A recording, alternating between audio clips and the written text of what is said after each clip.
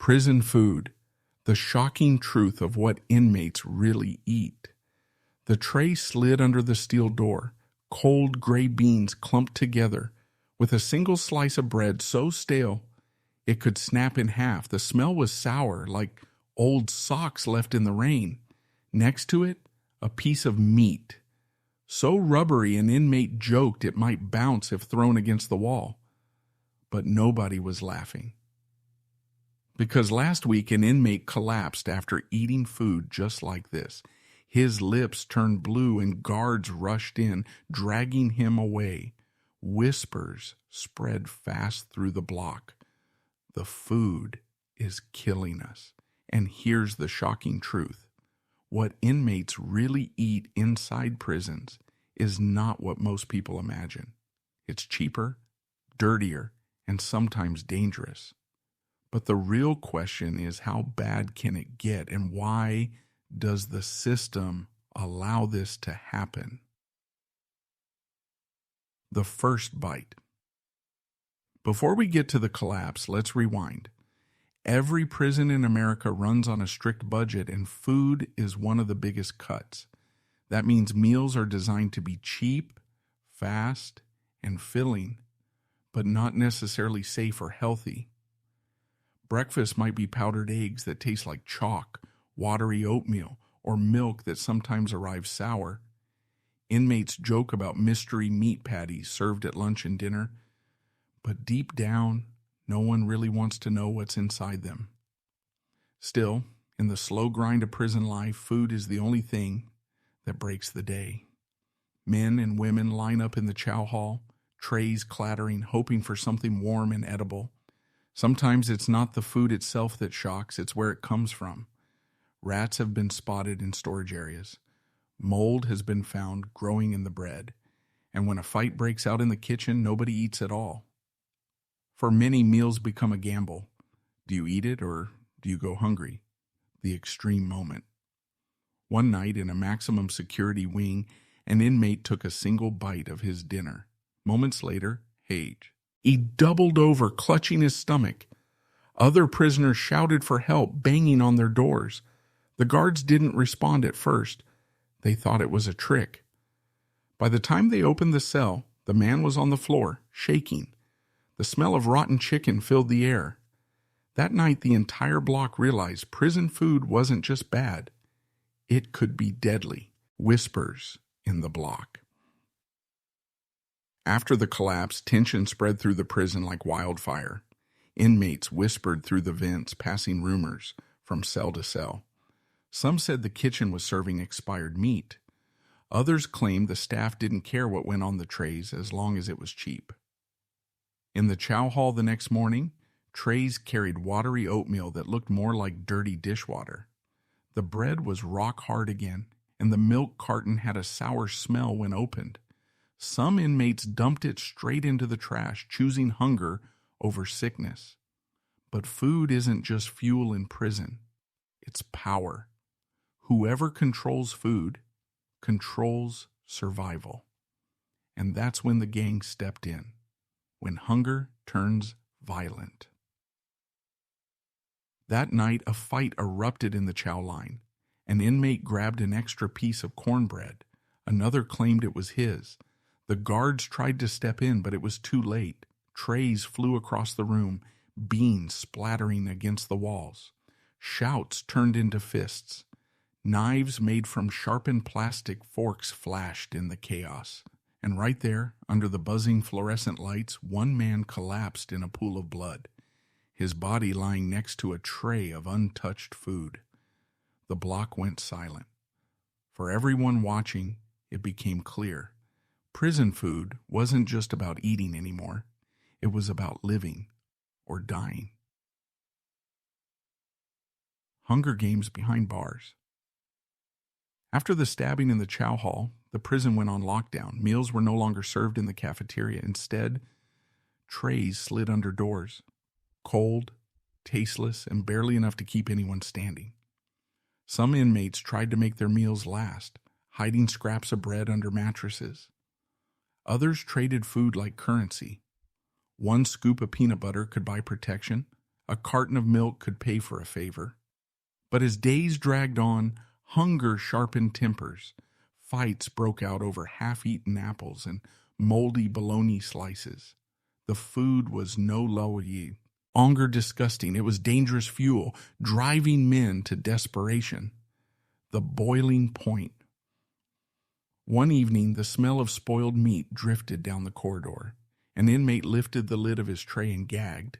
The meat was green, slimy, and crawling with flies. Rage exploded. Inmates began hurling trays back through the slots, banging on doors, and screaming at the guards. The noise shook the walls. Then suddenly, boom, a fire ignited in the block. Someone had set their tray ablaze with a hidden lighter. Smoke filled the air, alarms blared, and guards rushed in with shields.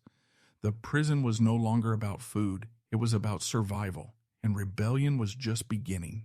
Smoke and silence. After the fire, the block was covered in soot. The smell of burned trays and plastic hung in the air for days. Guards punished everyone, shutting down the chow hall completely. Meals became even smaller, half portions shoved under doors, often cold and soggy. Some inmates tried to create recipes from scraps, mixing instant noodles with ketchup packets stolen from the kitchen. They called it prison lasagna. It wasn't good, but it gave them a sense of control in a place where control was stolen from them daily. For a short while, the block was quiet again, but the hunger never went away. And in prison, silence doesn't last long. Rotten revenge. One night, an inmate bit into his cornbread and found something inside. A cockroach, dead, baked into the bread like it was part of the recipe. He spat it out, screaming, and slammed the tray against the wall. The noise spread down the block, and other prisoners started checking their food. Some found hairs, some found mold. Others swore the meat smelled like roadkill. Fury boiled over. This wasn't just bad food anymore. It was an insult. Inmates began smashing trays, throwing scraps through the bars, and chanting in unison. The guards stormed in, but the block was alive with rage. And then it happened. One inmate hurled a tray so hard it smashed into a guard's face, breaking his nose and covering him in beans. The prison had crossed into open war. The aftermath of rage. The guard's nose bled onto the concrete as chaos echoed through the cell block. Sirens blared, and within minutes a riot squad stormed in with shields and batons. Inmates were forced to the ground, hands cuffed, trays and food scattered everywhere. For hours, the prison stayed locked down. No movement, no noise, just the hum of fluorescent lights and the distant clank of doors. The message was clear. There would be punishment. Next morning, punishment came in the form of food, or rather the lack of it. Breakfast was a single slice of bread and a cup of lukewarm water. That was it. For many, this was worse than any beating. Hunger gnawed at their stomachs, twisting and tightening with every passing hour. But in that silence, whispers of retaliation began again. Desperation boils over. By evening, the guards slid trays under the doors. Each tray carried a lump of mystery meat, gray and slimy, drenched in a watery sauce that smelled rancid. One inmate refused to touch it. He pushed the tray back out, shouting, "You're feeding us garbage." Others joined in, kicking their doors, banging fists against steel, chanting for real food. The block became a drum of rage, echoing so loud it shook the ceiling. Then came the breaking point. An inmate took his tray, snapped the plastic into sharp shards, and pressed it against his own arm. Blood dripped onto the floor as he screamed, "This is what your food does to us." The block fell into stunned silence, and the guards froze. Silent protest. The inmate's scream echoed through the block. Blood streaked across the concrete as guards dragged him away. For hours afterward, no one touched their food. Trays sat untouched, the smell of spoiled meat filling the air. It was the only weapon the inmates had left: refusal, a hunger strike. Days passed. Stomachs growled like wild animals. Men grew weaker, voices hoarse, but they kept pushing their trays back. In their silence there was power. Even the guards knew it. But hunger is a dangerous master, and desperation always finds a crack. Feast of Fury. On the fourth day, a tray slid under a cell door. This time, instead of throwing it back, the inmate ripped it open and devoured everything: bread, beans, even the greasy meat. The sound of chewing carried through the block. Others broke. Hunger overpowered pride. Trays were snatched, food shoved into mouths, fights breaking out between men clawing for scraps. The block descended into chaos again. Shouts echoed, trays banged against walls, and fists flew. Then, in the middle of it all, one inmate collapsed. He didn't move.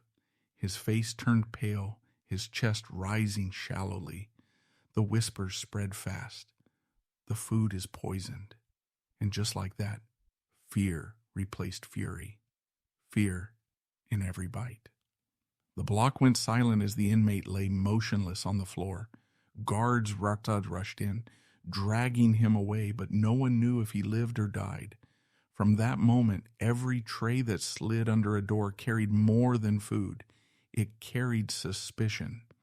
Some inmates refused to eat at all, hiding their trays untouched. Others picked carefully, sniffing each bite like detectives searching for clues. Every meal became a gamble. Eat and risk sickness, or starve and risk weakness. The hunger strike was broken, but trust was gone. Food had turned into a weapon, one that nobody could escape. The riot brews. Late one night, a group of inmates began pounding on their doors in unison. Bang, bang, bang. The sound rattled down the corridor like thunder. They weren't asking anymore. They were demanding answers, demanding real food, demanding to be treated like humans, not animals. The guards warned them to stop. The pounding only grew louder. Then came the final straw. One inmate hurled his untouched tray through the food slot, splattering rotten beans across a guard's uniform. In an instant, the guards stormed in with shields and gas canisters. Smoke filled the block. Inmates coughed, choked, and clawed at the air. But through the haze, fists still flew. Food trays became weapons. Beans smeared across walls like war paint. And as the chaos raged, one inmate screamed the words that sent shivers through the prison: "We'd rather die than eat this filth." War over the tray. The smoke from the gas still lingered when the riot truly exploded.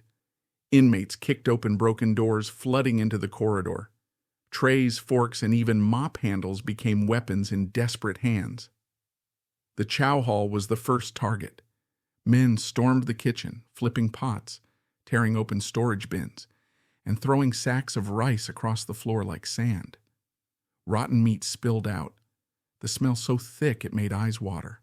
For the first time, the prisoners saw exactly where their food came from: dirty, rusted refrigerators, dented cans stacked high with no labels, and rats scurrying across shelves. The truth was worse than they imagined. And in that moment, the riot wasn't about hunger anymore. It was about rage, the breaking point. Guards in full riot gear rushed in. Battens cracked against concrete. Shields slammed against bodies. Pepper spray filled the air. Inmates fought back with anything they could grab. One grabbed a pot of boiling water and hurled it across the room. Another swung a tray like a blade. The clash of metal and screams filled every corner. Then came the sound nobody expected. Bang! A single gunshot echoed through the prison. Everyone froze. On the floor, an inmate lay still, blood pooling beneath him. Right beside a shattered tray of beans. Shock and silence. The echo of the gunshot hung in the air like a ghost. For the first time, the riot stopped. Inmates froze. Guards tightened their grips, and the only sound was the drip, drip, of blood hitting the concrete beside the shattered tray. The body was dragged away, leaving behind a red stain that no one could ignore. In the hours that followed, the prison was locked down tighter than ever.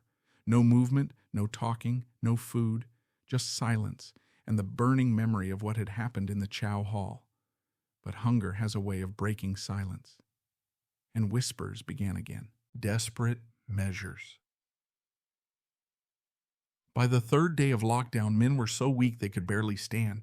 Some began eating toilet paper soaked in water just to quiet their stomachs. Others gnawed at soap, spitting it out but tricking their brains into thinking they had eaten. When trays finally returned, they carried nothing but 2 slices of stale bread and a thin scoop of beans. For starving men, it was both a blessing and an insult. The weakest crawled to their doors to grab what they could. The strongest fought to steal from others. Inmates pounded the walls, furious, and the guards responded by laughing through the slots. Eat up, it's gourmet tonight. That was the spark. Rage turned to fury.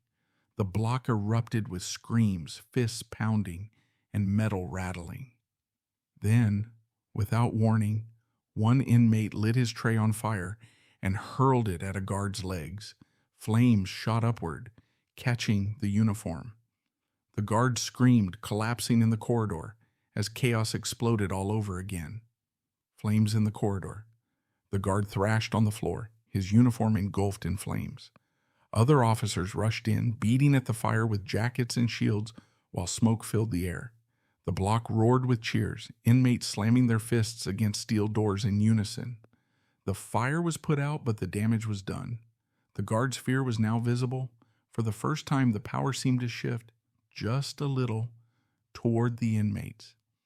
But victory inside a cage is short-lived, and the price for defiance is always steep, the crackdown.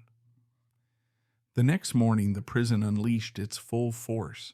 Tactical teams in black armor stormed the block. Boots pounded against concrete. Shields smashed against bars, and stun grenades exploded with blinding light. Every inmate was dragged from their cell, cuffed and slammed to the floor. Some were beaten, some were sprayed until they choked, and others were thrown into solitary with nothing but a thin blanket. And when trays returned that night, the message was clear. A scoop of watery grits, a crust of bread so stale it shattered, and nothing else. The inmates ate in silence, broken but not defeated. Yet in the shadows of solitary, one prisoner whispered through the vent, "We can't survive like this. Next time we fight harder." And somewhere in the darkness, a plan began to form. The plan in the dark. In the pitch-black cells of solitary, voices carried through vents like ghostly secrets. One inmate whispered about the storage rooms he had once worked in. Another spoke of rotten supplies, hidden from public view. The idea was dangerous, but hunger pushed them to think reckless. If they could reach the storage again, they might expose the filth to the outside world, or at least feed themselves. When they returned to the general block weeks later, the plan was alive in their minds, but carrying it out would mean risking everything. The kitchen break-in. It started small. An inmate who worked on kitchen duty left the pantry door unlatched one night. Others slipped in, their hearts pounding, knowing cameras were always watching. Inside, the truth was worse than the rumors. Bags of rice eaten through by rats, mold-covered bread stacked in crates, cans rusted and dented, some with dates that expired years ago. They grabbed what they could, apples spotted with rot, boxes of cereal crawling with insects, because even spoiled food was better than starving. But the heist didn't stay quiet for long. A guard spotted them slipping back into the block, their arms full of stolen food. Alarms erupted, red lights flashed, and then the sound of boots thundered down the hall. The raid had begun. The raid. Boots pounded against the concrete as guards stormed the block. Flashlights cut through the darkness, beams sweeping across faces smeared with fear and defiance. The stolen food, moldy bread, rotten apples, rusted cans, was snatched away and tossed onto the floor. Guards stomped on it, grinding it into the dirt. The message was clear. You steal, you suffer. Inmates shouted through the bars, fists slamming metal, but the guards only tightened their grip. One by one, men were dragged from cells, slammed against walls, and cuffed. For hours, the prison shook with the sound of boots, batons, and screams. But in the silence that followed, something began to shift. Hunger no longer felt like the worst enemy. Betrayal did. Breaking point. Days later, trays returned. On them, watery soup with floating bits of gray meat and bread crawling with green mold. At first, no one touched it. Men stared, stomachs twisting, anger boiling. The block was dead silent. Then, with one motion, an inmate flipped his tray upside down, splattering the food across the floor. Another followed, then another. In seconds, the block erupted. Hundreds of trays smashed against steel doors, food flying like shrapnel. The noise was deafening, a thunderous roar of rebellion. And just as guards rushed in to stop it, a figure burst forward from the crowd, an inmate clutching a sharpened shard of plastic, lunging straight at the officer, carrying the keys. The block exploded into chaos. The struggle for control. The officer's eyes went wide as the sharpened plastic came toward him.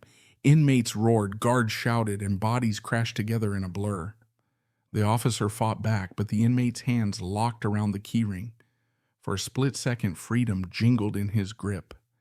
The struggle ended with a baton slamming across the inmate's head. He dropped, blood pooling at his feet, the keys just out of reach. Guards wrestled control back, dragging prisoners to the ground. The block filled with coughs from pepper spray, boots slamming against bodies, and doors clanging shut. For a moment, order returned, but the seeds of rebellion had already spread. The turning tide. In solitary, rumors spread like wildfire. He almost had the keys. The thought ignited hope in some, rage in others. Back in the chow hall, meals grew even smaller. A spoonful of rice, a slice of bread so thin it looked transparent. Some men gnawed at orange peels pulled from trash just to feel full. One night, a tray slid under a door carrying something strange. Meat so blackened it looked burned to ash. The smell was foul, sour enough to sting the eyes. The inmate sniffed it once, then hurled it back at the door, screaming, "They're trying to poison us again!" The corridor exploded with shouts, fists hammering steel, trays slamming like thunder.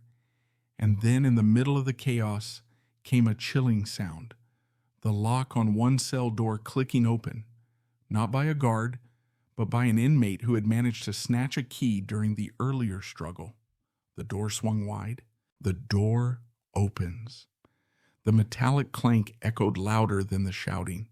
Every head turned as the door creaked open, revealing the inmate standing in the corridor, eyes wide with disbelief. For a split second, silence gripped the block. Then voices erupted. "Open mine! Over here!" Hands shot through bars, fists pounded. Men howled like wolves tasting freedom. The freed inmate didn't hesitate. He ran. Keys clattered in his grip as he fumbled at the next lock, desperation shaking his hands. The chain reaction. One door opened, then another. Chaos flooded the corridor as inmates spilled out, some rushing toward the chow hall, others clawing for guards. Trays turned into shields, forks into weapons. The air filled with screams, the pounding of boots and the echo of alarms.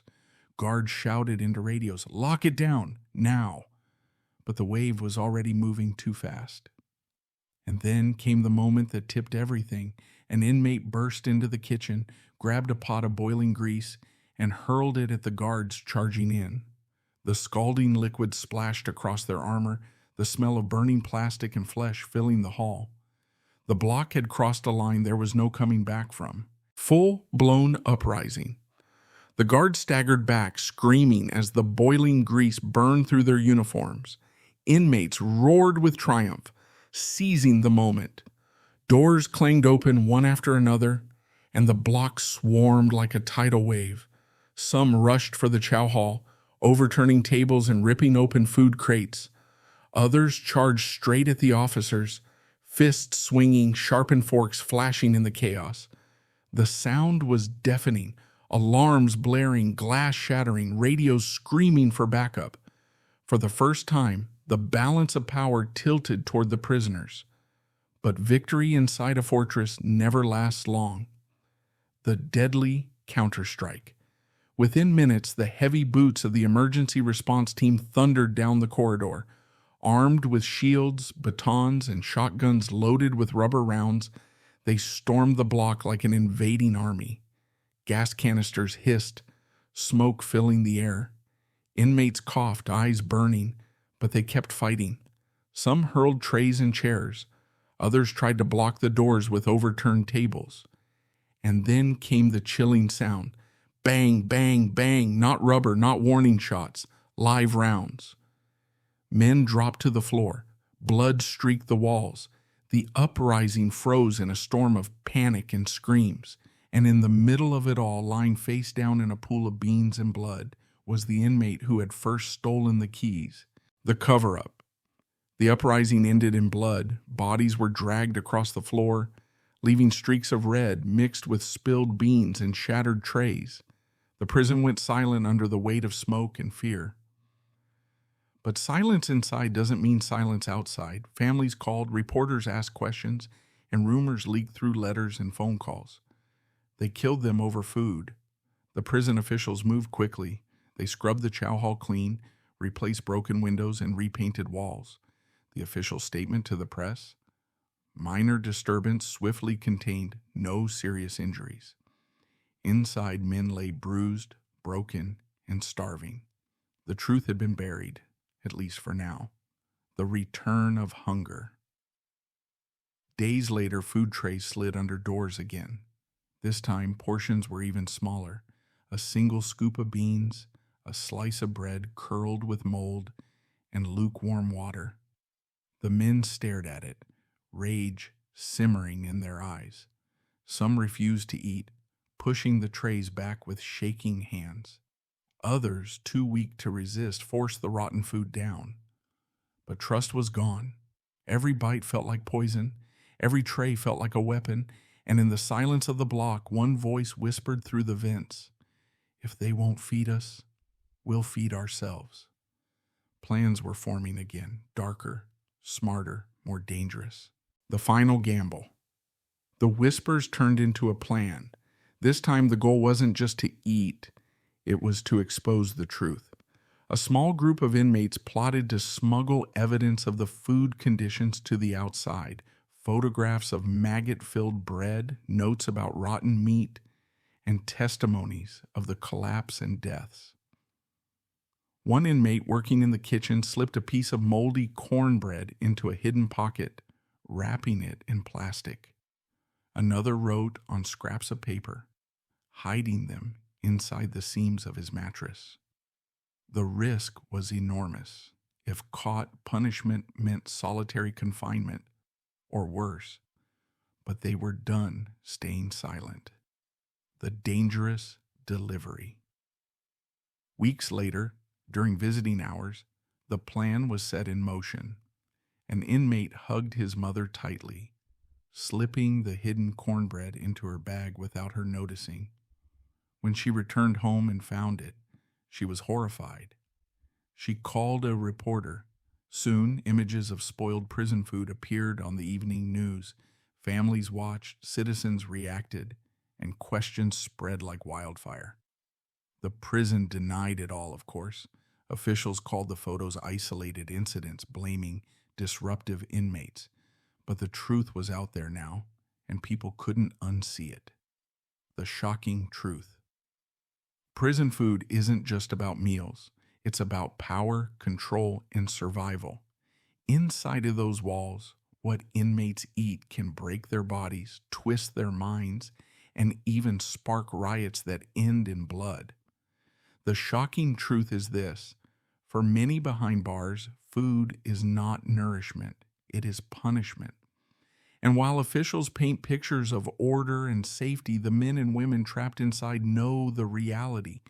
Every tray that slides under a steel door could mean hunger, sickness, or even death. So the next time you think of prison food as a joke, remember the riots, the whispers, the blood spilled over a single tray of beans? Because behind bars, food is more than food. It's survival, it's rebellion, and it's the silent weapon nobody talks about.